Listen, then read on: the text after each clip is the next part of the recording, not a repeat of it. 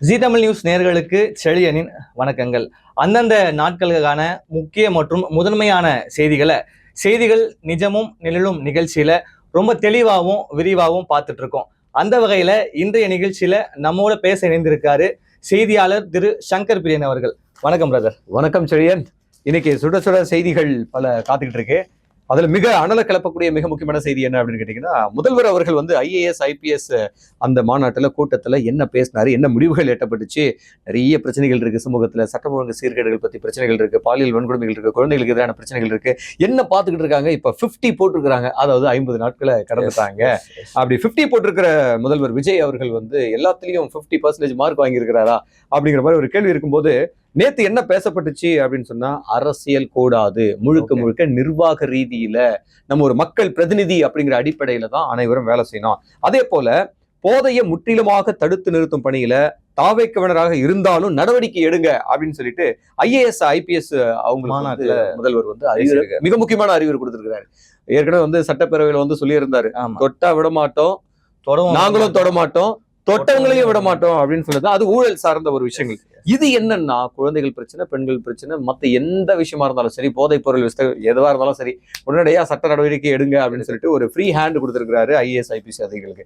இது வந்து ரிஃப்ளெக்ட் பண்ணுது. இன்னைக்கு வந்து சரத் மினிஸ்டர் அவர் கூட வந்து போதைப் பொருள், அப்ப அவரே வந்து போதைப் பொருள் சம்பந்தமா இதெல்லாம் சொல்லிக்கிட்டு இருக்காங்களே, அதெல்லாம் எவால்வேட் பண்ணி ஒருவேளை உறுதிப்படுத்தப்பட்டுச்சுன்னா அதுக்கும் நடவடிக்கை பாயும் அப்படின்றது இதன் மூலியமாக நமக்கு வந்து தெரியுது. அது மட்டும் இல்லாம இதுல மிக முக்கியமான விஷயங்கள் என்னன்னா, கிட்டத்தட்ட ஒரு 10 விஷயங்களை பத்தி சொல்லியிருக்காங்க. சட்டம் ஒழுங்கு பிரச்சனையை பொறுத்த வரைக்கும் நீங்கள் சட்டத்தின் அடிப்படையில் சுதந்திரமாக முடிவு செய்யலாம். பெண்கள் பாதுகாப்பை 100% உறுதிப்படுத்த வேண்டும். No change and no compromise. பெண்களின் பாதுகாப்பிற்கு உரிய ஸ்பெஷல் அரேஞ்ச்மெண்ட் செய்தே ஆகணும். ஏற்கனவே பெண்களுடைய பாதுகாப்புக்கு வந்து சிங்கப்பெண் அதிரடிப்படை வந்து நியமிச்சிருக்காரு. இதுல கூடுதலா இன்னும் வந்து ஒரு அட்டென்ஷனை கிரியேட் பண்ண சொல்றாரு.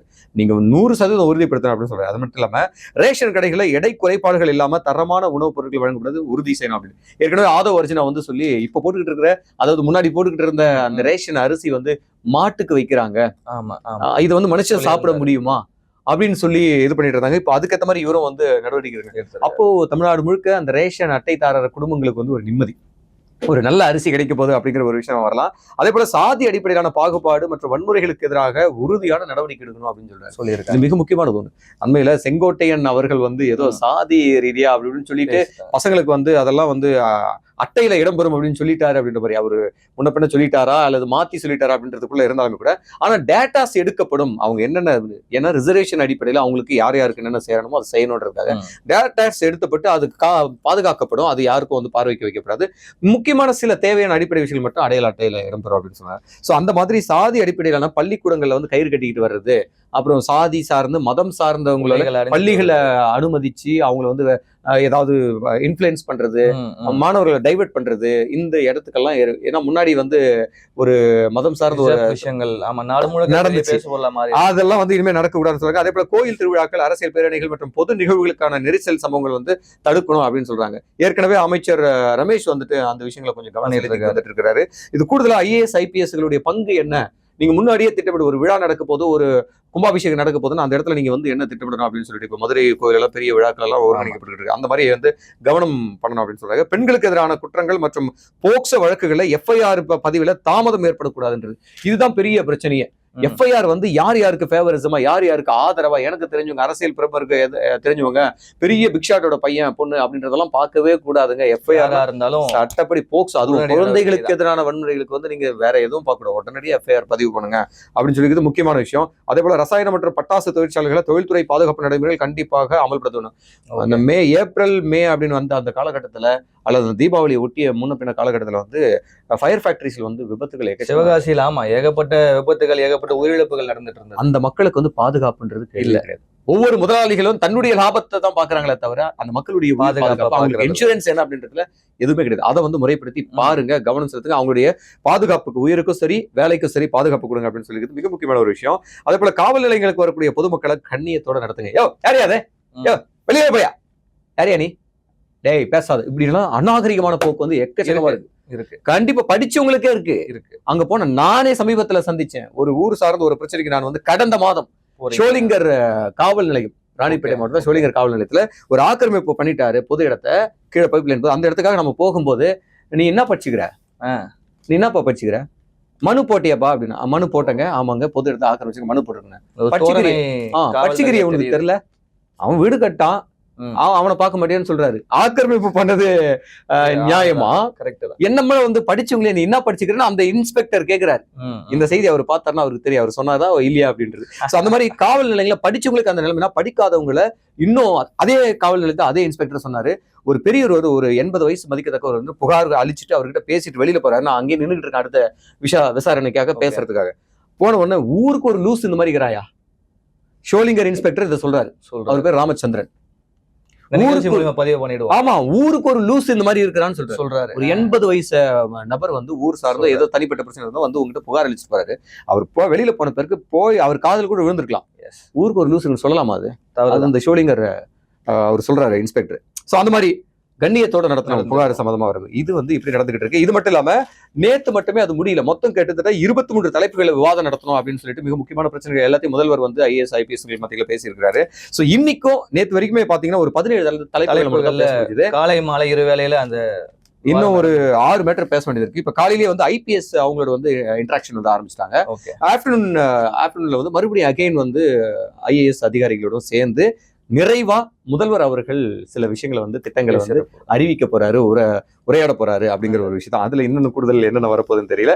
இது வரைக்கும் நேற்று நடந்த மிக முக்கியமான ஒரு விஷயம். இன்னைய தொடர்புலையும் அந்த IPS IAS மாநாடுகள் நடந்துட்டு இருக்கு. இன்னைக்கு என்ன நடக்க போகுதுன்னு பார்க்கலாம். இதோட கூடுதல் சுட தகவலா நேற்றைய தினம் கரூர் விஜயபாஸ்கர் அவர்கள் தன்னோட பதவியை ராஜினாமா பண்ணியிருக்காரு. இதன் மூலமா 6வது MLA-வை அதிமுக இழந்திருக்கிறதால சட்டசபையில அதோடைய பலம் குறைஞ்சிருக்கிறதாவே பார்க்கப்படுது. இதை எப்படி பாக்குறீங்க? இது மட்டுமா, அவங்களோட பலம் வந்து குறைஞ்சிக்கிட்டே இருக்குது. எவ்ரி சாட்டர்டே அப்படின்னு சொன்னாவே பல பேருக்கு பல கமிட்மெண்ட்ஸ் இருக்கும். பட் அதிமுக மிக முக்கியமான கமிட்மெண்ட் என்ன அப்படின்னா, ஓடி போய் தாவக்கேவல இணைஞ்சுக்கணும் அப்படிங்கறதோட கமிட்மெண்டா இருக்கு. அதுல வந்து முக்கிய புள்ளிகளே போய்கிட்டு இருக்காங்க. முன்னாள் இந்நாள் அப்படின்னு சொல்லப்படுறவங்களே வந்து போய்கிட்டு இருக்காங்க. இவங்களுடைய எண்ணிக்கையே வந்து இன்னைக்கு 6 கம்மியாகிட்டு இருக்கு, 47 அப்படின்னு பார்க்கும்போது அதுக்கு அடுத்துக்கட்ட நிர்வாகிகளா இருப்பாங்கல்ல, அவங்களும் இன்னும் எக்கச்சக்கமா போய்கிட்டு இருக்கு. அவங்களோட லிஸ்ட் எல்லாம் வெளியில வர மாட்டேங்குது. அது தாவக்கே கிட்ட கேட்டோம்னா சொல்லுவாங்க எவ்வளவு பேர் வந்திருக்காங்க அப்படின்றது. ஏதோ காலேஜ்ல அட்மிஷன்ல சேர்ற மாதிரி போய்கிட்டே இருக்கு தொடர்ச்சியாக. இதை வந்து விமர்சனம் பண்ணிட்டு நம்மளுடைய சட்டப்பேரவையினுடைய எதிர்கட்சி தலைவர் திமுகவினுடைய உதயநிதி ஸ்டாலின் அவர்கள் என்ன சொல்றாருன்னா, வழக்கமாவே தாவக்கே மேல என்ன ஒரு விமர்சனம் வைப்பாருன்னா, இது சோஃபா மாடல் அரசு அப்படின்னு சொல்ல, அதுக்கு டீப்பா உள்ள போய் பார்த்தோம்னா வெங்காயத்தை உரிக்கிற மாதிரி தான், அதுக்கு மீனிங் எதுவும் கிடையாது அப்படின்னு சொல்லிட்டு பல பேர் விமர்சனம், ஏப்பா சோஃபாவிலேயாப்பா படத்தை எடுத்துட்டு போவாங்க அப்படின்னு நிறைய விளக்கு கொடுத்துட்டாங்க, வேற வழி இல்லையா எங்களுக்கு அப்படின்னு சொல்லிட்டு. பட் அந்த சோஃபா மாடல் அரசை இப்ப என்ன சொல்றாருன்னா, வாஷிங் மெஷின் அரசியலா மாத்திட்டு இருக்காங்க. வாஷிங் மெஷினா அதுக்கு என்ன காரணம் அப்படின்னு கேட்டீங்கன்னா, நீங்க வந்து கிளைம் பண்றீங்க தாவேக்க வந்துட்டு நாங்க வந்து தூய சக்தி அப்படின்னு கிளைம் பண்றீங்க. தூய சக்தியா இருக்கிறவங்களை வந்து அதிமுக மேல அந்த MLA-க்கள் மேலேயோ இப்ப யாரெல்லாம் இணைஞ்சிட்டு இருக்கு அவங்க மேலேயும் வந்து நிறைய வழக்குகள் இருக்கு, நிறைய பிரச்சனைகள் இருக்கு, நிறைய ஊழல் சம்பந்தமான விஷயங்கள் எல்லாம் இருக்கு, நிரூபிக்கப்படாமல எக்கச்சக்கமா இருக்கு. அவங்க எல்லாம் கூப்பிட்டு உள்ள எடுக்கிறீங்க. அப்ப நீங்க எல்லாம் தூய்மைப்படுத்தி நீங்க அதுக்கப்புறமா தூய்மை அரசியலா சொல்லுவீங்களா? நீங்க தூய சக்தின்னு சொல்லுவீங்களா? கரைப்படைந்த அவருடைய விமர்சனத்தின் அடிப்படையில வச்சு பார்க்கும்போது கரைப்படைந்தவர்களை நீங்க வந்து உள்ள எடுக்கிறீங்களே, இது என்ன தூய சக்தின்னு நீங்க எப்படி சொல்லுவீங்க? அப்ப இது வாஷிங் மிஷினா மாடலா அவங்களெல்லாம் துவைச்சி புதுசா உருவாக்கிங்களா அப்படின்னு விமர்சனம் பண்ணி இருக்கிறாரு. சோ இதுவும் வந்து ஒரு பேசு பொருளா மாறி இருக்குது. இன்னொரு மிக முக்கியமான ஒரு அதிர்ச்சி தகவல் என்ன அப்படின்னு கேட்டீங்கன்னா, தமிழ்நாட்டுல ஒரு ஸ்ட்ராட்டஜி எடுத்திருக்காங்க, ஒரு கணக்கெடுப்பு எடுத்திருக்காங்க. சர்வேல படி பார்க்கும்போது 6 வயதுக்குட்பட்ட குழந்தைகள்ல 12,869 பேர் மாற்றுத்திறனாளிகள் அப்படிங்கறத கண்டுபிடிச்சிருக்காங்க. அதிர்ச்சியா இருக்கு. என்னங்க போலியோ அது இதெல்லாம் எழுவே இப்போ வந்து ஒழிஞ்சு போச்சு, போலியோ சொட்டு மருந்தெல்லாம் கொடுத்துக்கிட்டு இருக்காங்க அப்படின்னு சொல்லிட்டு. ஏன்னா ரீசெண்டா தான் முதல்வர் வந்து போலியோ சொட்டு மருந்தெல்லாம் கொடுத்து தாவேக்கனுடைய எல்லாம் இப்ப நாங்க அது சம்பந்தமா ஒரு நியூஸ் இருக்கு, அதையும் சொல்றோம் பின்னால. அப்படி இருக்கும்போது அவ்வளவு கவனம், அவ்வளவு விழிப்புணர்வு, தடுப்பு நடவடிக்கைகள், தடுப்பு மருந்துகள் இதெல்லாம் வந்து கலகலமா கொடுத்திருந்தாலும் கூட தமிழ்நாட்டுல 12,869 மாற்றுத்திறனாளிகள் 6 வயதுக்குட்பட்ட குழந்தைகள் இருக்காங்க. அதுலயும் கேட்டகரைஸ் பண்ணிருக்காங்க.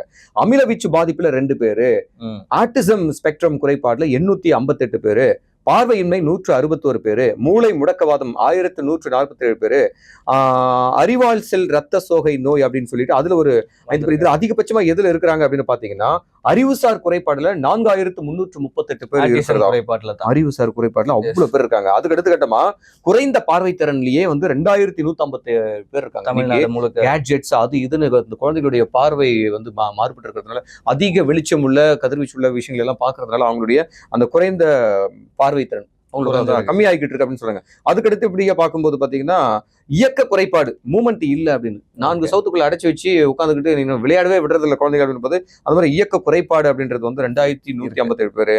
செவித்திறன் குறைபாடுல 1436.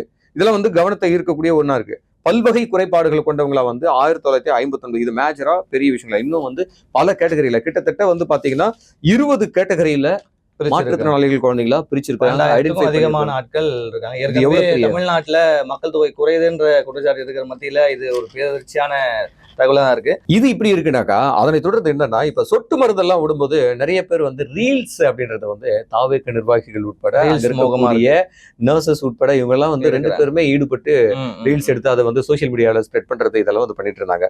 இது செம்மையான ஒரு அதிர்ச்சியை வந்து பொதுமக்கள் மத்தியில அதிருப்தியை ஏற்படுத்தி இருக்கு. என்னங்க பண்றீங்க நீங்க? எவ்வளவு கவனத்தோட செய்ய வேண்டிய ஒரு மருத்துவம் சார்ந்த ஒரு விஷயம் அது. அதுல தப்பிச்சு தவறுச்சுன்னா என்ன ஆகும்? பிஞ்சு குழந்தைகளுடைய இது என்ன ஆகும்? இது மட்டும் கிடையாது, பொதுவாகவே மருத்துவமனை அப்படின்றது உயிர் காக்கக்கூடிய ஒரு இடம். அந்த இடத்துல கவனம் சிதையக்கூடாது. ரீல்ஸ் மோகத்துல கவனம் சிதைச்சுன்னா உயிருக்கே ஆபத்து அப்படிங்கிறத நர்ஸா இருந்தாலும் சரி, டாக்டரா இருந்தாலும் சரி, மருத்துவ நிர்வாகமா இருந்தாலும் சரி, அல்லது அரசியல்வாதிகளை நீங்க போய் ஒரு நிகழ்ச்சி தொடங்கி வைக்கிறீங்க அது இதெல்லாம் பண்றீங்கன்னா நீங்க யாராக இருந்தாலும் சரி, ஆளும் கட்சியாக இருக்கக்கூடிய தாவேக நிர்வாகிகளாக இருந்தாலும் சரி, நீங்க எம்எல்ஏ மினிஸ்டரா இருந்தாலும் சரி, கவனத்தோட இருங்க. ரீல்ஸ் மோகத்துல அந்த கண்ணோட்டத்துல எதையும் பண்ணாதீங்க. ஏற்கனவே தாவேக்கு வந்து ரீல்ஸ் அரசு அப்படின்னு ஒரு விமர்சனமா வைக்கப்பட்டிருக்கிற இது ஒரு அட்டென்ஷனை கொடுத்திருக்காங்க, ஒரு அவேர்னஸ் கொடுத்திருக்காங்க அப்படின்றதையும் சொல்லலாம். அடுத்த செய்தி என்ன காத்துட்டு இருக்கு செழியன்? அடுத்து நம்ம ஒரு தேசிய அளவுல பார்த்தோம். இப்போ ஒரு மாநில அளவுல நம்ம பார்த்தோம். தேசிய அளவுல பார்த்தோம்னா ஒரு மகிழ்ச்சிகரமான செய்தி வெளியா இருக்குன்னே சொல்லலாம். என்ன அப்படின்னா, கடந்த நாட்களா, அதாவது கடந்த மாதங்களா மேற்காசிய போர் காரணமா இந்த பெட்ரோல் டீசல் தட்டுப்பாடு நம்ம நாட்டுல கொஞ்சம் அதிகமாவே இருந்துட்டு இருந்தது.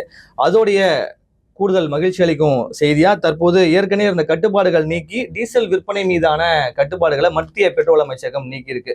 காரணம் என்ன அப்படின்னா, சாதாரண பெட்ரோல் டீசல் டேங்குகள்ல பெரிய நிறுவனங்களை சேர்ந்தவர்கள் அதிகமாக வாங்கிட்டு சில்லறை இல்லாம ஒரு ஹோல்சேல வாங்கிட்டு போயிடுறாங்க அப்படின்னு சொல்லி 200 லிட்டருக்கு மேல நம்ம கொடுக்க மாட்டோம்னு ஒரு கட்டுப்பாடு விதிச்சிருந்தாங்க. இப்ப கொஞ்சம் இந்த கட்டுப்பாடுகள் தளர்த்தப்பட்டு நார்மலைஸ் பண்ணியிருக்காங்க. இது ஒரு வாகன ஓட்டிகளுக்கு மகிழ்ச்சி அளிக்கக்கூடிய செய்தியாவே பார்க்கப்படுது. ஓகே, வேற என்ன செய்திகள் காத்துக்கிட்டு இருக்கு நம்ம கிட்ட? வந்து அதுக்கு அடுத்தபடியாக விளையாட்டு பக்கம் போயிட்டீங்க அப்படின்னா நல்லா இருக்கும். ஓகே, விளையாட்டுல சார்ந்தே பேசிட்டு இருக்கோம். விளையாட்டு செய்திகள் என்னன்றதை சொல்லிடுவோம். FIFA 2026 வேர்ல்ட் கப் நடந்துகிட்டு இருக்கு. பரபரப்பா அடல கிளப்பிக்கிட்டு இருக்கு. என்னடா இது நம்ம பார்க்க முடியலையப்பா அப்படிங்கிற மாதிரி நைட் மேட்சஸ் தான் நிறைய இருந்துட்டு இருக்கு. பட் அந்த செய்திகள் என்ன அப்படின்னு கேட்டீங்கன்னா, பிரேசில் த்ரில் வெற்றி, ஜப்பான் அணி ஏமாற்றம் அப்படிங்கிறது நடந்திருக்கு. அதே மாதிரி கடைசி நேரத்துல கனடா கலக்கல், வெளியேறியது தென்னாப்பிரிக்கா அப்படிங்கிற செய்தியும் இன்னைக்கு மேட்ச்ல, அதாவது நேற்று இரவு நடந்த அந்த மேட்ச்ல இது இப்படி இருக்கு அப்படின்னு கேட்டீங்கன்னா, கிரிக்கெட்ல வந்து மிகப்பெரிய ஒரு முக்கியமான ஒரு சந்தோஷமான ஒரு விஷயம் ஏன் அப்படின்னு கேட்டீங்கன்னா, ஒலிம்பிக் அப்படிங்கிறது வந்து எக்கச்சக்கமான விளையாட்டுகள் இருக்கு. ஆனா கிரிக்கெட் வந்து கடந்த ஒரு 126 ஆண்டுகள் வந்து இல்லாம போயிடுச்சு. ஒலிம்பிக்ல ஒரு காலத்துல இருந்துச்சு கிரிக்கெட். ஆனா என்னன்றது தெரியல, அது பெரிய கேமா இருக்கு, நிறைய டைம் தேவைப்படுவா அப்படிங்கிற மாதிரி ஒரு விஷயத்துல தூக்கிட்டாங்களா என்னன்றது தெரியல. பட் இப்ப என்ன அப்படின்னு கேட்டீங்கன்னா, இப்போ நடக்க போற இந்த அப்கமிங் ஒலிம்பிக்ல வந்துட்டு நம்மளுடைய இந்திய மேல் கிரிக்கெட் டீம் இருக்குல்ல, அது வந்து செலக்ட் ஆயிடுச்சு, உள்ள போயிடுச்சு. நம்ம கில்லி மாதிரி உள்ள போயிருக்காங்க. ஆனா கூடுதல் சந்தோஷம் என்னன்றதுதான் மிக முக்கியமானது, பெண்கள் அணியும் வந்து இப்போதைக்கு தகுதி பெற்றிருக்கு. நாங்களும் செலைத்தவர்கள் அல்ல அடிச்சு கலக்கிக்கிட்டு இருக்காங்களா. இந்தியா வந்து உலகத்தையே திரும்பி பார்க்க வச்சுக்கிட்டு இருக்கலாம். 15 வயசு இளைஞன் வந்து இன்னைக்கு உலகத்தையே அதிர வச்சுக்கிட்டு இருக்கான். அப்பேற்பட்ட விளையாட்டு வீரர்களை கொண்ட பெருமிதமான ஒரு நாடு தான் நம்மளுடைய இந்திய நாடு. அதுல வந்து லாஸ் ஏஞ்சல்ஸ் ஒலிம்பிக்ல பங்கேற்க இந்திய பெண்கள் அணி தகுதி பெற்றிருக்கு. அமெரிக்காவுடைய லாஸ் ஏஞ்சல்ஸ் நகர்ல வரும் 2028 ஒலிம்பிக் போட்டி நடக்க இருக்கிறது. பாரிஸ் ஒலிம்பிக், அதாவது 1900 ஆண்டுக்கு பிறகு 126 ஆண்டுகளுக்கு முன்னால ஒலிம்பிக் போட்டியில மீண்டும் கிரிக்கெட், அதாவது T20 ஃபார்மேட் தான், ஓடிஐ கிடையாது, டெஸ்ட் கிடையாது, T20 இப்போதைக்கு வந்து உள்ள விட்டுருக்காங்க. சோ இந்த மாதிரி விஷயங்கள் வந்து உள்ள விட்டுருக்கிறதுனால ரொம்ப சந்தோஷமான விஷயம். சோ விளையாட்டோட நம்ம வந்திருக்கிற கூடுதல் தகவல் நிறைய விஷயங்கள் சொல்லியிருக்கேன். சரியா, என்ன பண்ணலாம்? நைஸ். இன்றைய தினத்துடைய சுட சுட தகவலை ரொம்ப சுவாரஸ்யமா சொல்லியிருக்கீங்க. மிகப்பெரிய நன்றி. இதே மாதிரியான ஒரு சுவாரஸ்யமான செய்தியோட சுட சுட தகவலோட நாளைய தின நிகழ்ச்சியில சந்திப்போம். நன்றி, வணக்கம்.